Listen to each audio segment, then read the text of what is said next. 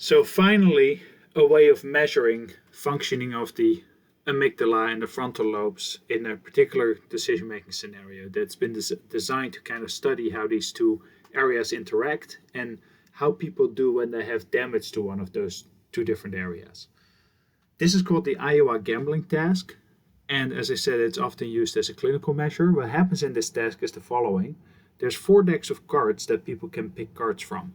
And two of these decks have initial rewards that are larger. So each card has like a reward on it. And initially those 2 decks have larger numbers, larger rewards. But if you keep playing them, you'll actually end up losing in the long run. The other 2 decks have smaller initial rewards, but they actually win in the long run. And of course, then participants need to start figuring this out over time as they play this in order to actually be able to do well. So it looks something like this.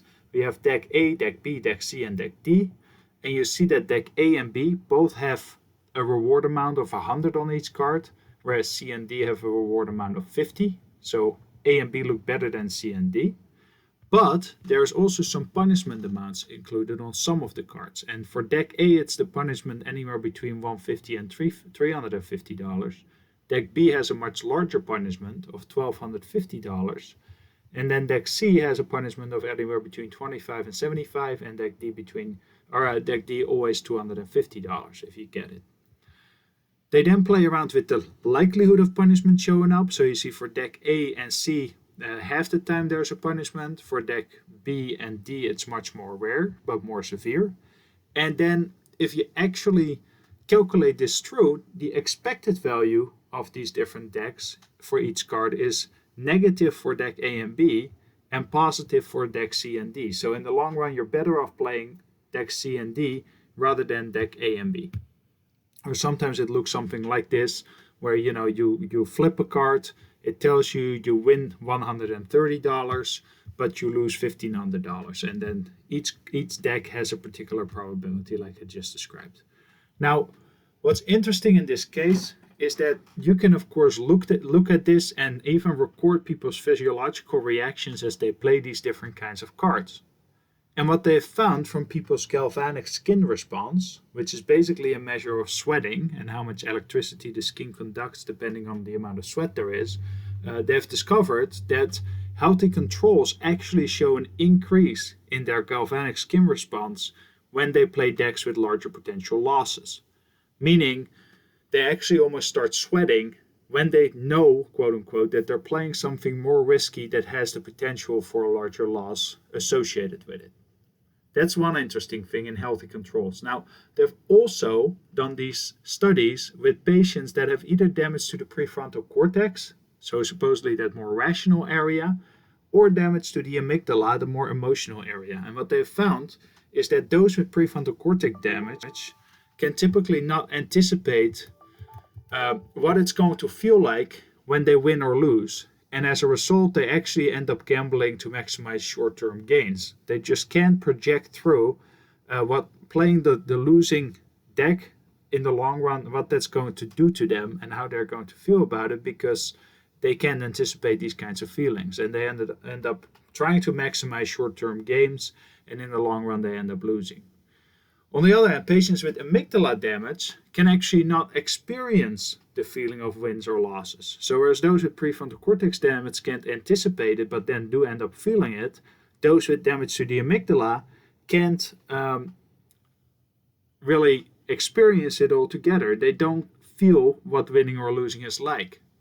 They can, however, predict what is going to be a winning or losing strategy because their frontal lobe works just fine, but without the emotional input, whether they win or lose simply doesn't really mean anything to them. So as a result of that, those supposedly rational people also will persist in a long-term strategy that actually leads to large losses. So you really need both proper prefrontal cortex functioning as well as amygdala functioning so that you can actually combine the anticipation of wins and losses with the feeling of these wins and losses. And if both of those work, people are actually pretty well able to navigate these kinds of different tasks.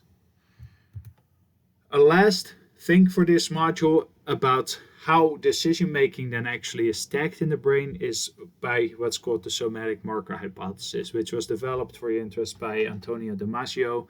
And what Antonio Damasio said about this is that we make judgments not only by assessing probabilities and consequences, but also by evaluating their emotional attributes. It's not just this rational calculator where we anticipate and multiply values and probabilities of wins and losses, but it's also the emotional attributes that strongly come into play there. So this is why having damage to the amygdala is so damaging, because you can't actually assess the emotional attributes. And it's also why damage to the prefrontal cortex is so damaging, because we can't really calculate these things through.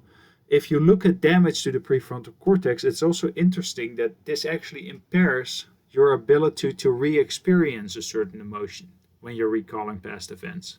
So that's another important function where supposedly when we store these memories, each memory and each consequence comes with what's called this somatic marker. It's a motive, an emotional attribute associated with the decision that we made. And by having that, we can then learn from our consequences and our poor decisions and actually update and do better in the future. So Daniel Gilbert said something interesting about this. Human beings are a work in progress that mistakenly think they're finished. The person you are right now is as transient, as fleeting, and as temporary as all the people you have ever been. The one constant in our lives is change. So I'll leave the module with that, and I'm also going to post a TED Talk by this same Daniel Gilbert, who kind of goes over all of the things that we've talked about in this module.